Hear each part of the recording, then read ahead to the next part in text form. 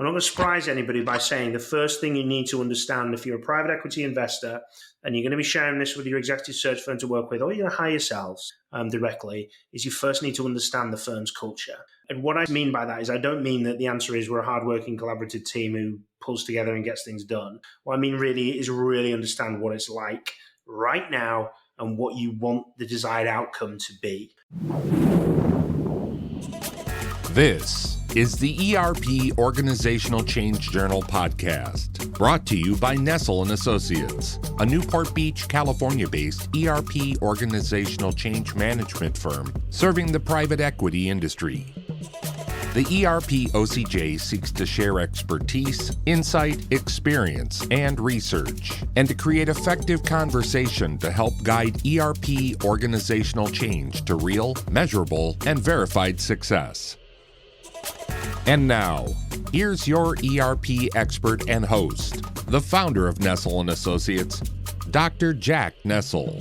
Hello everyone, Jack here. In this episode, we will dive into the world of executive recruitment for private equity firms and their portfolio companies. We will explore the critical role that top-performing talent plays in driving business success and how meticulous search and due diligence can help de-risk recruitment. Our expert guest shares insights on what makes a good private equity executive, the risk to portfolio companies when the right executive fit is not in place, and the value proposition of conducting culture fit assessments. We will also discuss the process of conducting a culture fit assessment, how it can help identify proven senior executives for portfolio companies. This episode is a must listen for private equity firms and their portfolio companies looking to attract top talent and gain the edge they need to reach their full potential.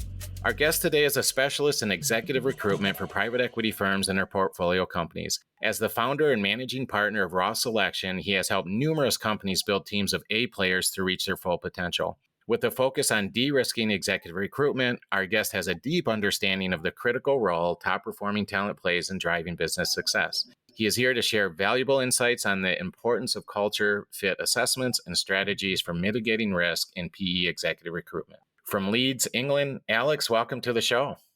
Thank you very much for having me here, Jack.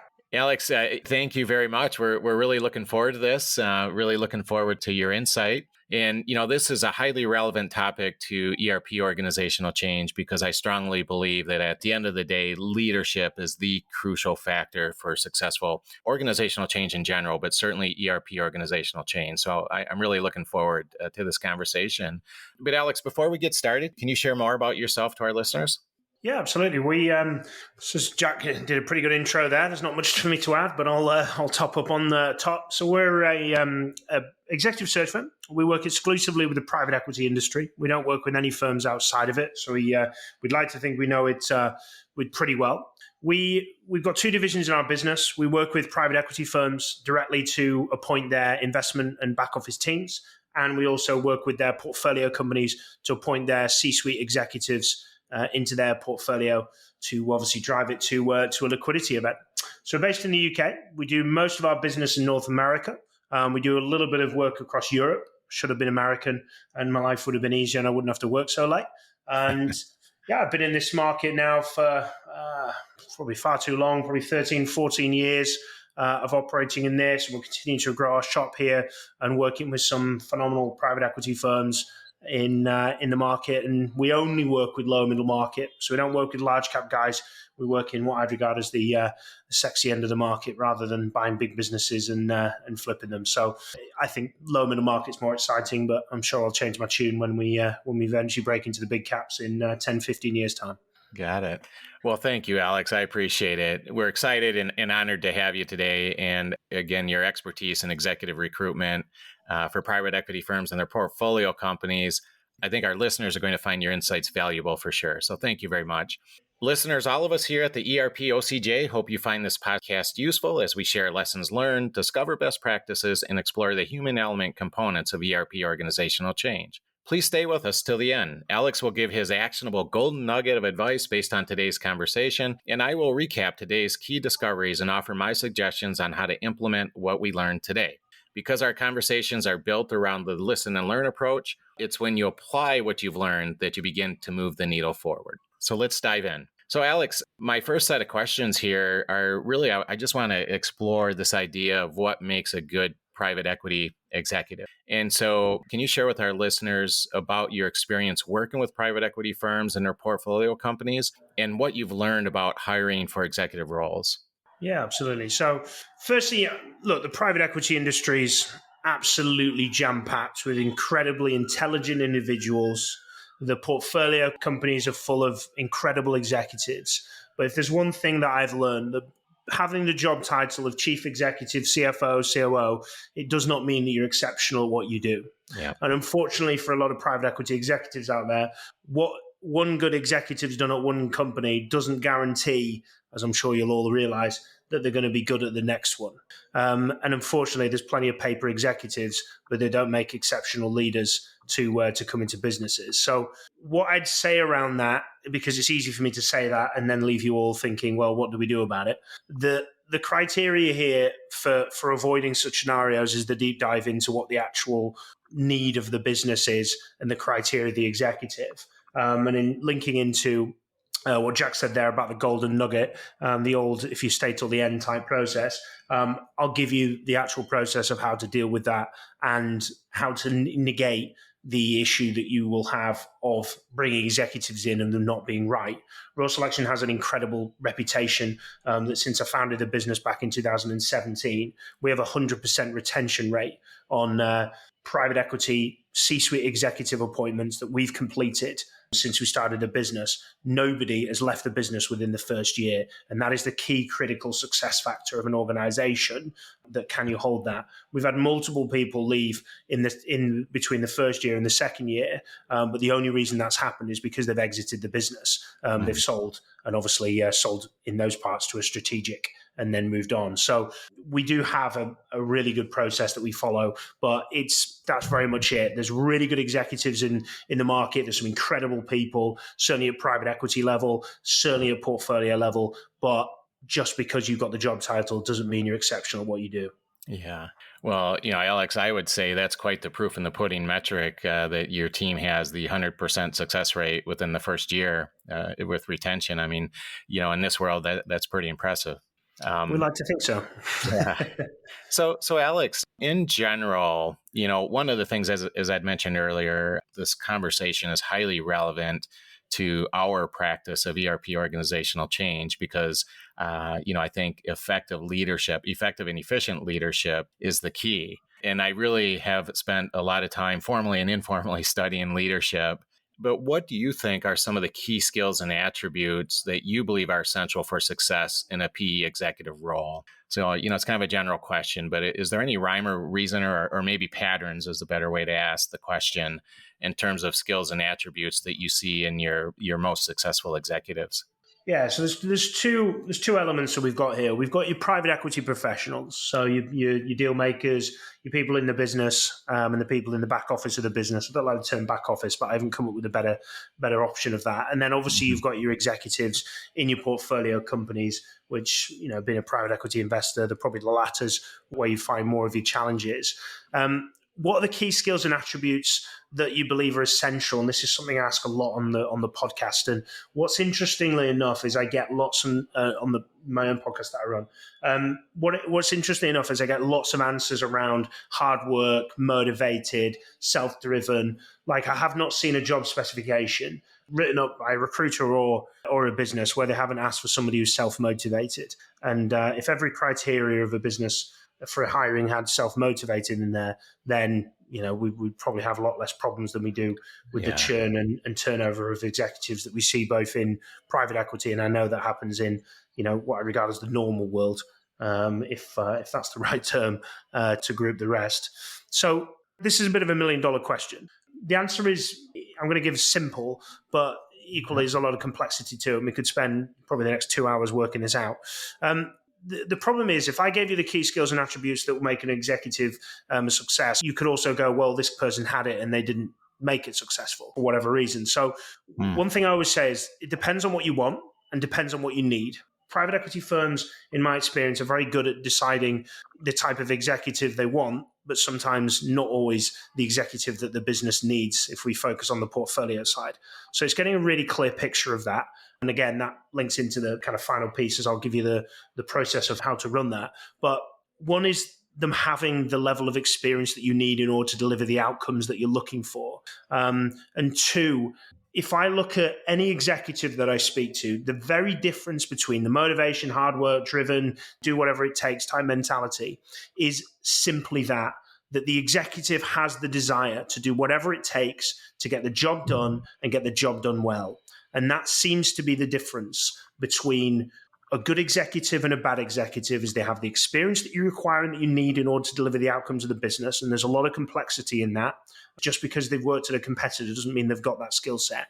And secondly, is they have that desire. If you look at anybody who's a top performer in an organization, who has consistently outperformed themselves, and I don't mean got to the top and sat there, as a custard cream salesperson, for example, who's their best in the business because he knows everybody, but is beating themselves year in, year out, is growing businesses, developing X, Y, and Z, is that desire to do whatever it takes to get the job done. And I mean that ethically, because I appreciate that could be taken from a negative connotation, but let's all assume we're all ethical business individuals and make sure that that job is done well. And those two factors are what I believe P firms need to look for when hiring executives: clarity on experience and what the business needs, not what you want, and then finding those individuals with the desire to do whatever it takes to get the job done and well. Oh, well said. Thanks, Alex. Especially the part, what the business needs and not what you want. So being very clear on those needs, because it's all contextual, right? It's all based on context and what the business needs. Just because, as you mentioned, being a good leader in one organization may not translate to being a good leader in another organization necessarily. And like you said, I think having the skills and attributes is one thing, but transitioning or translating those to action is another thing, right? And then also context is a major factor. You know, this idea of motivation, hard work, desire, and getting the job done, I mean, that's not always an easy thing to measure. So let me ask you this, Alex. Based on that, then, how do you assess candidates for these roles? And what are some of your factors? What's some of the factors that you consider when making hiring decisions then based on your previous response? Yeah, absolutely. So let's assume we have a really clear understanding of what the business needs and what the business requires, and therefore the outcomes that we're looking to get to. Mm-hmm. This is the sole reason why so many mistakes are made, is because those factors are not detailedly understood. And I will reiterate, that is a lot of mistakes made, even when you think you've got it right, is really reflecting on that. So providing we've got that, we're then looking at how do we assess the individuals. Believe it or not, my perception is the hard part is actually identifying a large number of individuals to therefore have an assessment process. So, for example, if you were looking to change ERP system, if you were only given one option as an ERP, that ERP system is going to look either probably pretty attractive against no ERP. So we need a plethora of individuals to assess at all at a similar level that have the right experience, etc. So there's nothing radical here with regards to how that assessment works. I'm sure everybody listening here has been through or led an interview process, and it's just about the detailed questioning and rigorous interview process that happens from there. So we just spend, I say all of our time, the majority of our time we are spent assessing that individual against the requirements that we have and the need that we have. Assessing each individual area, whether that be from they need to have grown business from this to this. Now, seems quite a simple assessment to understand. We need to have grown EBITDA from this to this. And it's being able to going through the history of the individual and assessing against, we need this criteria for this, this, and this, and therefore we will measure the criteria of this candidate. And these are the outcomes we're looking for. Have they had these outcomes? Have they achieved what we want them to have achieved in what we want this business, we want them to achieve in this organization? And it's measuring against that. What I tend to find is a lot of recruiters tend to try and sell we've got a system that identifies top talent, and the amount of times even I was taught to sell that we work with the top 5%. And when I asked the question internally of how do we know if they're the top 5%, it said, well, no, it sounds good on a sales profile. If it was top 5%, and that top 5% could move from GE, I'm just going to use big corporates here, GE to ExxonMobil, and grow that. If ExxonMobil still exists, I've no idea. Shell is probably a better example. Then that executive can just move to there and then make it successful. But chances are that wouldn't work because GE is a different business to an oil producer and going through there. So the criteria here depends on that assessment process for what you're then going to question and fire through in order for that person to be assessed correctly. So when I can't answer the question by going through and telling you here's all the criteria because it depends on what you're looking for. But to help here and give some level of guidance, most portfolio companies want to do X to Y. Most portfolio companies want to achieve a revenue, an EBITDA number in the future, and then we look at that. So have we got a person that's achieved and done that? Yes. Can we back that up through research of, is this person telling us the truth? Did that business go through that exit? There's then the detailed process of how involved in the process was that person. Like the amount of chief executives or CFOs that we've interviewed, just because they're the two most commonly replaced positions, that have been passengers in processes of exit, that have been there but didn't actually do the process. The private equity firm did it. So you've got to go into the detail here of, was it them that achieved it, or was it the private equity firm that did it, or was it actually the chief executive and they were passengers, learned from the process, and they've done that 3 times in their career.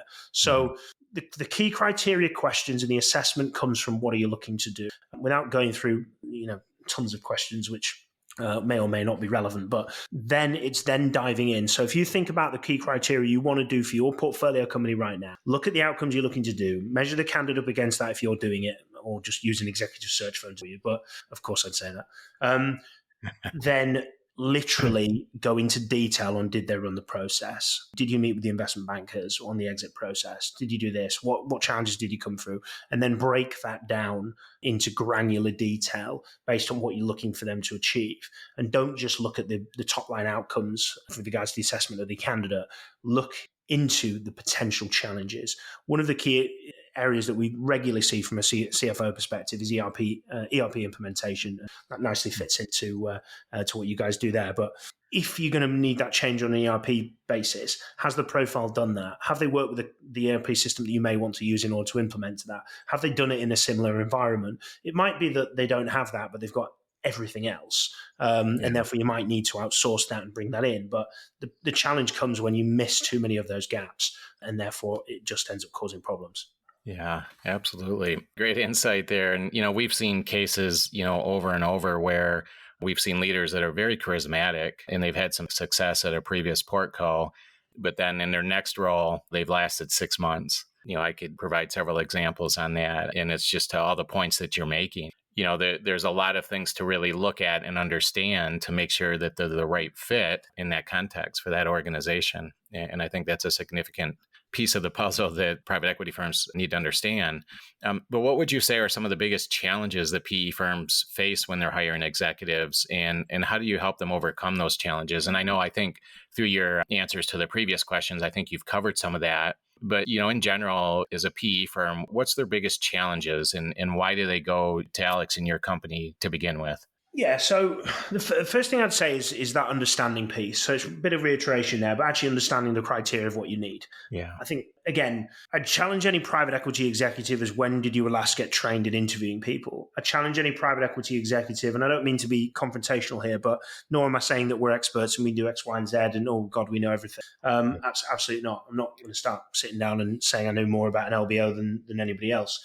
But what I'd say is just that challenging the thinking around what is the criteria of what's needed in the business in order to achieve. There's too many mistakes made in private equity through hiring the wrong executives. And I know this because we clean up, okay? We have to come in because there's been an executive that's been brought in. And fundamentally, it's because we haven't understood. And I put the recruitment firm with that as well. We haven't clearly understood exactly what the business needs in order to go through its process to do a completion and do a liquidity event. So that'd be the first thing, is understanding that. What are the outcomes? What do we want to achieve? And what are the challenges that we'll face? And break into that. And I know we're going to talk about culture later. So there's also that element to be challenged on there. The other, I suppose the other area that I see as a big challenge is a lot of these mistakes are made is also going out as lower middle market and hitting the SREC firms. Now, of course, I'm going to challenge any thinking with regards to who you're working with and what you're doing, but I'm not saying, you have to work with raw selection. Oh, yeah, we're the best. We can do X, Y, and Z.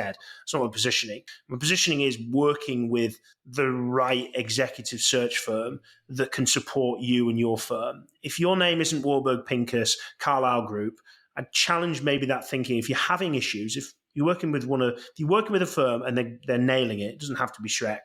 And Strex fans is all the initials of the big executive search firms. For anybody wondering why I'm quoting a cartoon, then it's about thinking, well, why is that not working out? Now, the reason I mentioned Shrek is because Shrek like working with Warburg Pincus Carlyle Group because their salaries can be obviously extenuated both in the private equity firm but also in the portfolio. Mm-hmm. So it's about making sure that you're identifying the right talent and bringing the right individuals in, but also making sure you're working with the right firm that's going to invest time, energy, and resources into any type of process. Because the reason that I say that is because the amount of searches that we see, either executives are brought in incorrectly and they're not the right person, or secondly, which can be a mistake of the private equity firm, mistake of the executive search firm, both in most occasions. And then secondly is not being able to actually complete on a search, which is too regularly an occurrence. There's a very large executive search, private equity firm that I spoke to that's got less than a 32% conversion rate on searches. Wow. And I'm just like, well, that's just madness. So identifying the right talent is very simple. It is data of the people in the right organizations, in the right type of businesses, and then approaches. It's a bit like sales. So all you're looking for is to be able to identify the right people and then approach them en masse. And it's about working with the right firm that works in your space. I can't remember which book I read that defines that quite well, but what they said, in paraphrasing, but never work with a firm where you're the biggest. Never work with a firm where you're the smallest. You want to work with a firm where you are above medium, so you're highly valued, but you're not the largest, because it probably means that they're probably not able to accommodate for you. But equally, you don't want to be the PE firm that's working with a big executive search firm and you're not getting the level of service. I reiterate, if you're getting it, don't move, don't change, stick with what you're doing.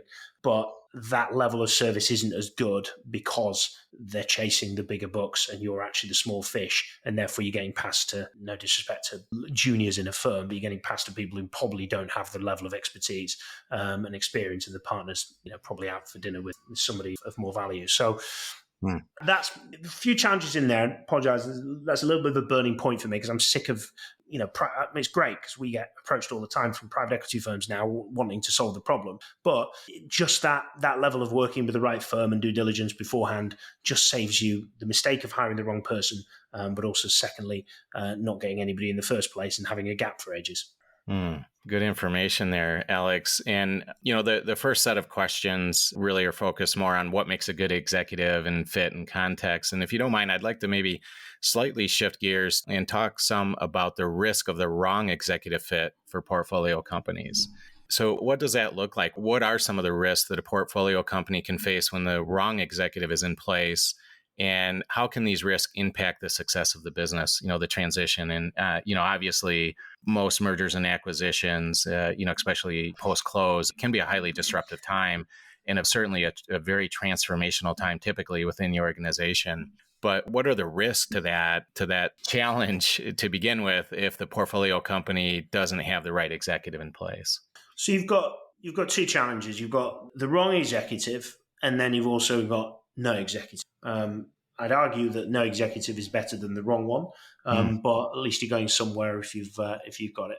I think it's probably an easy one for everyone listening here that's a private equity investor to think, we definitely know what that feels like, and we definitely know what the outcomes of the challenges is. It purely comes down to realistically, your outcome for your goals are either not going to happen, and you can probably tell me, for those listening, your LPs are not going to be very happy about that. And then secondly, it's just going to be longer.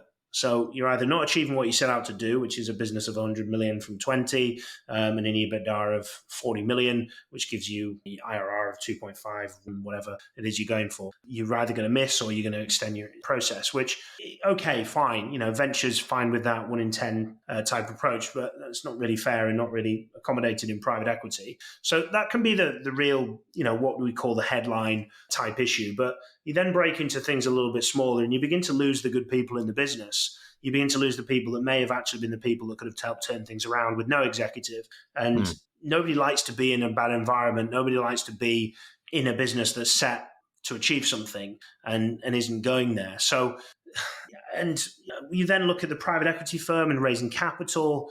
We're in a very difficult market right now from a capital raise perspective.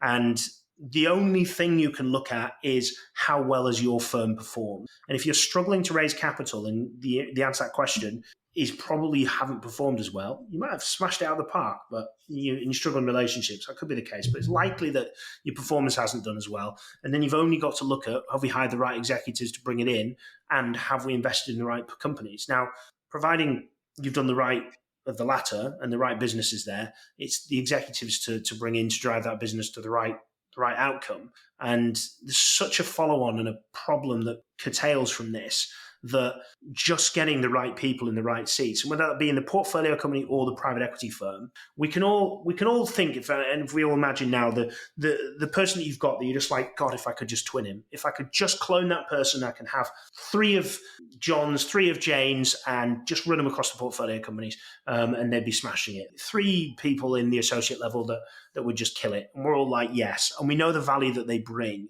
and what comes in there. Now, the caveat to that is the danger of, which I talk about fairly bit internally here, which is what we really try and avoid, is the average performer. Low performers and underperformers get culled. Okay. The problem is the average performer tends to sit in the business and remain because they're not enough of a problem that you want them out, but they're not high performers, which are driving the business in the right way, but neither are they causing you a huge amount of problems.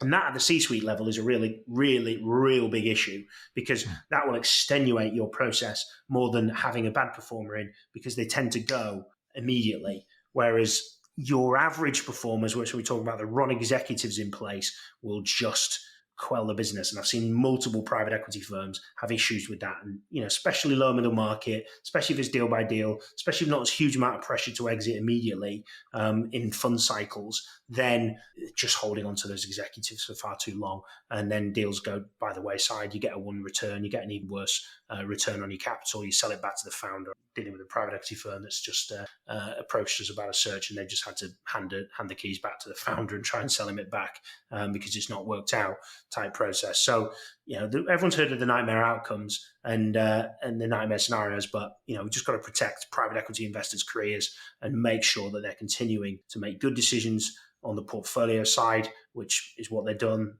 Private equity firms do so well with their due diligence process, and then the good executives into those businesses drive them to exit so they can continue to raise capital. And people like me and people like you, Jack, can continue to supply the industry and support these businesses and support its growth. So it's absolutely damn critical. Yeah, and it's really not the organizational capital in terms of the time, money, and effort for both the portco and the private equity firm.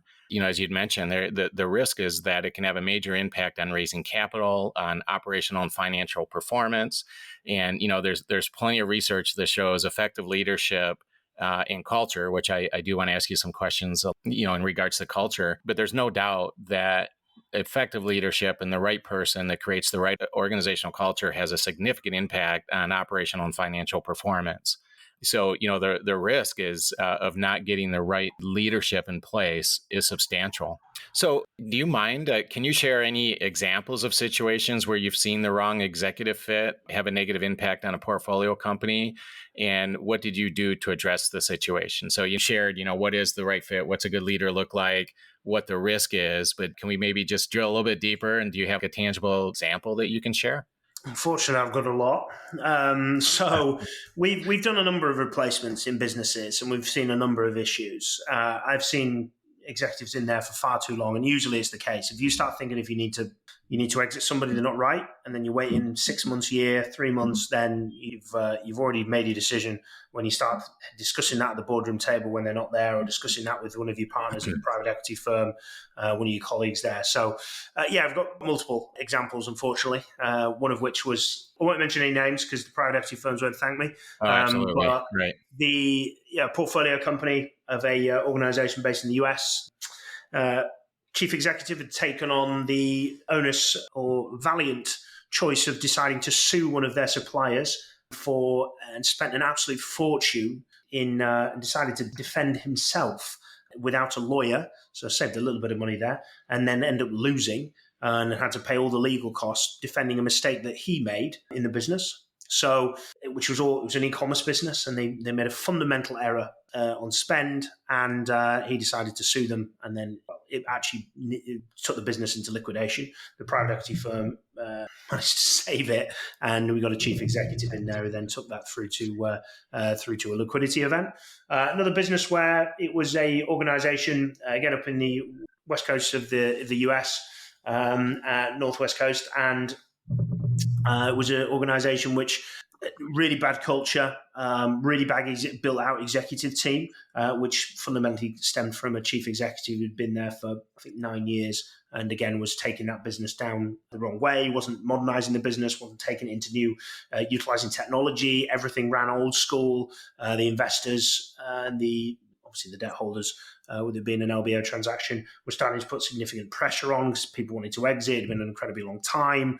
And again, when the chief exec actually that we introduced into the business, who exited that business in a year and a half, which was 3 years ahead of what they thought they would get, a level of exit on, and got a very good multiple and very good IRR return on that of MOIC. So, the issue was that when you actually end up looking under the layers of what was happening in that business, there was just so many fundamental problems. There was so many executives and so many managers and so many people in the business that had been hired to hide the issues and hide the problems, and the relationship with the private equity firm had broken down, and the board conversations were just the same discussion over and over again. And there's so many examples of things like this that I can communicate of lack of execution from executives tends to be the main thing. I've done replacements of, unfortunately, racism and bullying chief executives who it all comes down to, when you see elements of this, the executive is out of their comfort zone. The executive is out of their knowledge and capability. They may be able to return that. And I'm not saying, just because people can't do what they need to do doesn't mean that they can't do it in the future. But we're not in a business of holding onto a company for 30 years and growing it from 5 to 10 million and thinking that's an achievement. This is 5-year turnarounds. This is 3-year turnarounds, 7-year turnarounds. And therefore, the executive has to know what they're doing. And if you're seeing that in the portfolio companies, I'm afraid it's because most likely 9 times out of 10, the executive that you have in that business is just not right.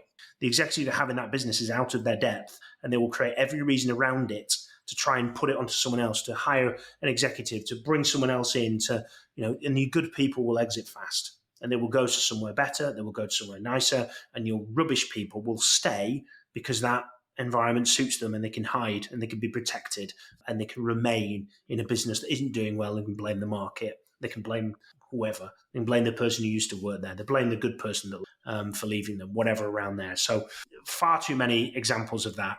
And it's easy to talk about these scenarios, and I'm sure everyone's got their war stories, but all I'd say is just being able to identify that earlier, being able to identify that mistake quicker, and then being able to learn from that and bring the right executive in by using the steps that we've discussed earlier, and information will share later.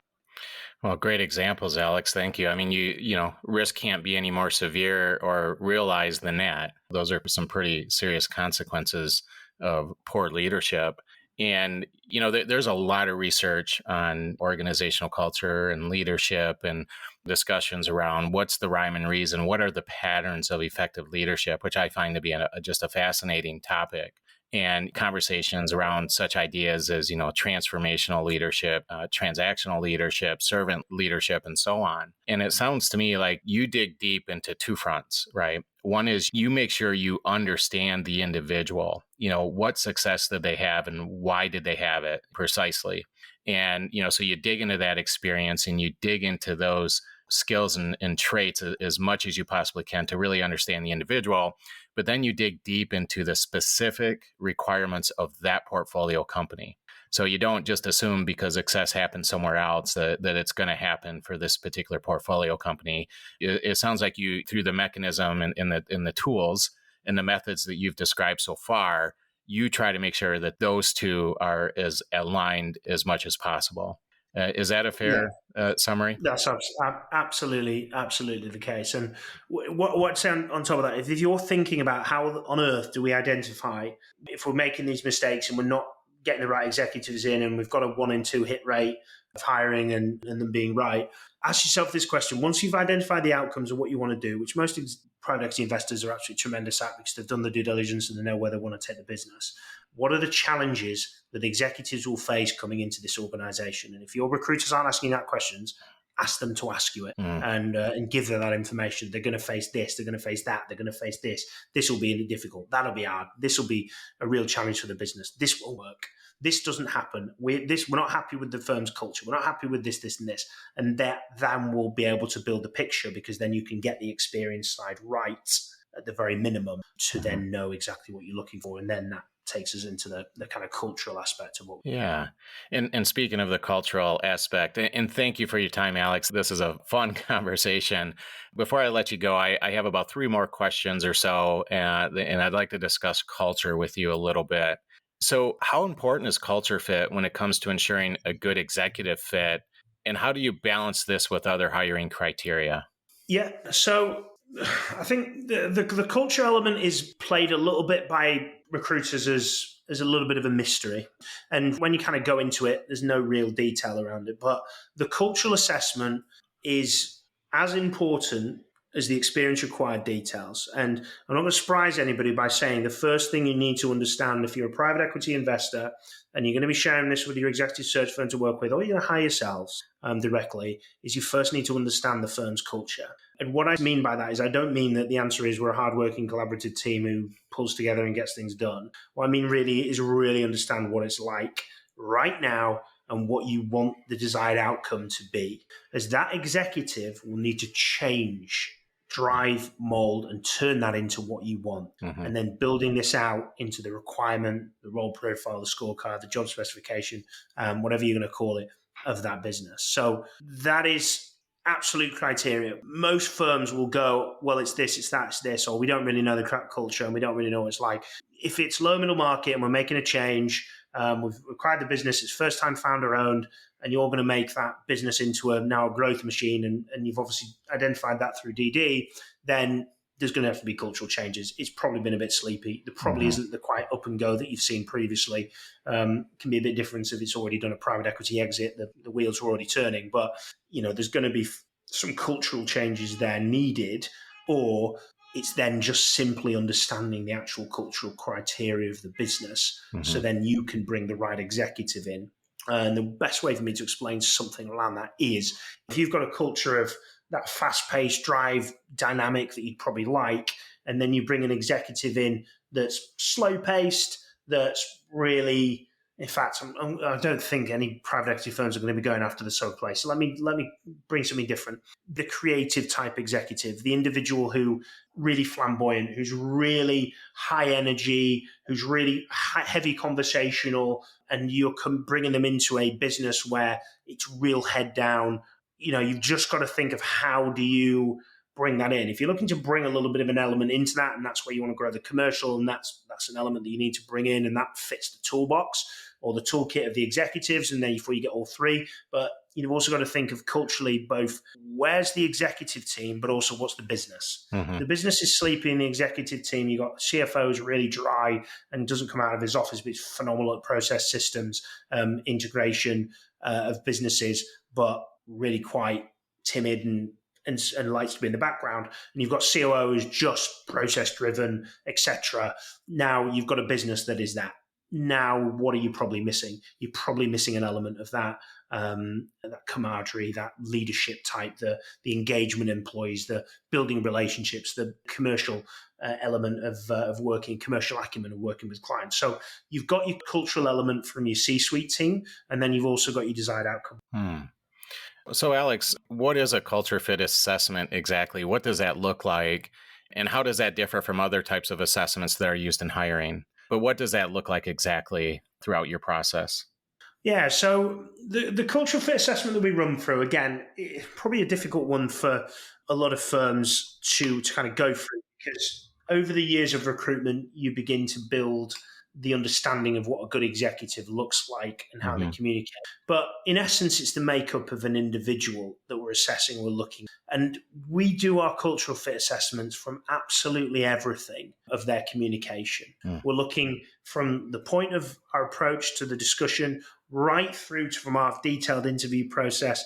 And it's the nuances that we look for rather than we do have a set of questions that we go through on the cultural side, but it's the kind of level of nuance that we kind of run through with regards to that assessment process and looking at it. So you're looking at anything from a cultural element of how this person fits based on the criteria. So again, all we need is the criteria from the business, and then we're looking at what do we need to get from this person. Yeah. We're looking at, if we're doing an interview over Zoom, we're looking at body language type work to how this person is going to fit. This also comes into skill set and characteristics type mode as well. If you've got someone who's quite laid back and quite sat back in a chair and disinterested, etc., you're going to get a feeling of how they're going to run a business, how that's culturally going to fit. You're then looking at both the reactions to being challenged, the reactions to being praised, and you're building out a picture of this individual. But so, for example, if we're starting to challenge executives on how they grew a business and what happened and what were the challenges and what did they see, and then we will put a little bit of pressure in that process to then see how that reaction then sits. We'll then look at the praise type process of how that sits, and then we'll look at the reference type process when we're taking references of how that person operates and where they run and what do they fit in within the business. So again, you curtail all of your questioning around what is the criteria of the organization. I've got a firm, which they won't mind me naming their business, Blackford Capital, have a very high standard of executive that they bring into the business.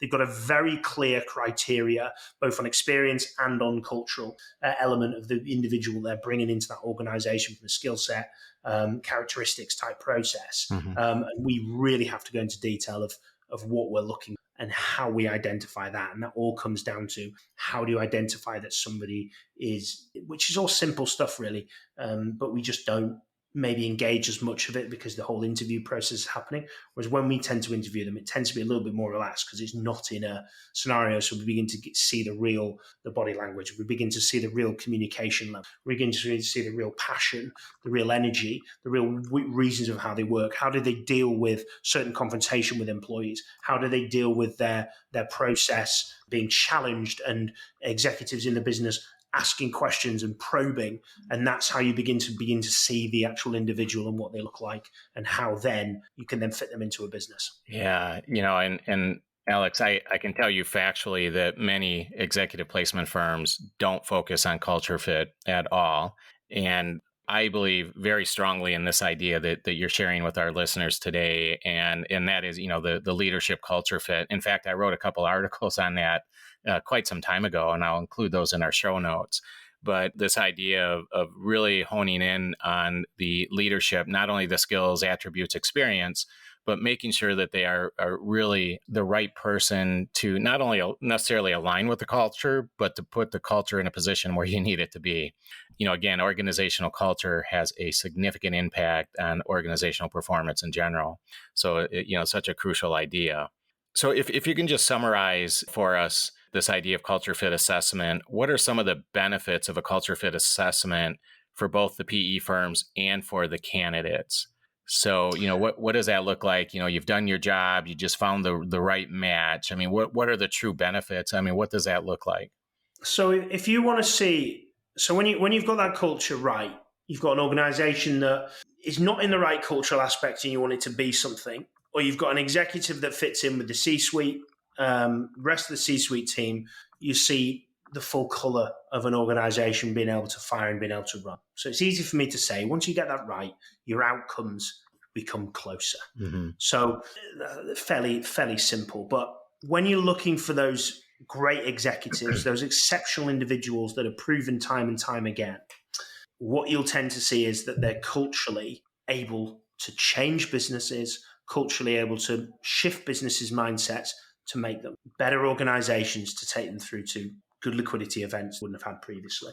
Now, all the experience required and everything else sits on top of that, but that fit of an individual going into a business to what it needs rather than what the private equity firm thinks or wants is absolutely critical. And when we're talking, I'm going to guess on the basis that if you're looking to make a change, it's probably that there's something wrong with the business, and that probably needs a cultural aspect change, which is drive, motivation, all the stuff that everyone kind of knows and would like to see and everything. And that's the big difference, is when you have the right executive team with different personalities that bring different levels of what's needed in the business, but you need somebody to drive the culture. And if you want to look at any organization in the world and you want to see where that culture is driven, you only need to look at the chief executive, and you will find it. If you find businesses where there is corruption, if you look at the chief executives, you will. If you see businesses, I'm not talking about Fortune 100, I'm talking about lower middle market organizations. If you see businesses where they are lacking commercial sales and driven, it's probably that the chief executive is driving that. And that's where that's coming from. So if you have a highly motivated, driven, fast-paced, all the words that we use in job specs that we love, that is looking at your chief executive and finding that person. That's where you to main the focus. So that is the key benefit, is you will achieve what you're looking to achieve and the changes will be made. You need to do at that C-suite team to identify what the culture is. And most people could tell you exactly what the business is like. Very interesting. Yeah, good points.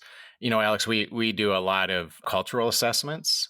Again, as I'd mentioned, ERP organizational change is a significant cultural activity, I would say, and it has a significant impact on the effectiveness and efficiency of ERP organizational change. And we've seen where, sometimes, and there are tools to measure the temperature of organizational culture, right? I mean, one of those tools is the Denison model. And it takes that, which is more, I would say, subjective and can be a bit abstract, and allows you to analyze the culture in a way that's a little more concrete and visible so that you can have productive conversations around the culture of the organization. And what we've seen before, where we found that leadership is the problem with the culture to begin with. And sometimes it's a fairly I don't know if obvious is the right word, but sometimes it's pretty easy to build a bit of a case to demonstrate that that's the case. Hey, we don't have a fit here between the culture and the leadership. But to say that leadership is crucial to organizational culture and setting the tone is a significant understatement, I would say. Well, Alex, thank you. Great conversation. And before I let you go, we promised the listeners your golden nugget. So here it is. What is your golden nugget of advice for our listeners based on today's conversation? Yeah, so look, private equity professionals, if you're hiring, stop rushing, or even portfolio executive, if you're hiring, stop rushing straight to sourcing. Stop looking straight to how do we find the right executive, where do we get them from, and start to think, what do you need? Not what do you want, what do you need? What does this business, what does this organization need? What does our private equity firm need? What does our portfolio company firm need? To then build out what they call the scorecard. There's a great book called Who. Now, every executive that does hiring, I believe, should read this book. It's written by a talent firm, which I believe is called GH Smart.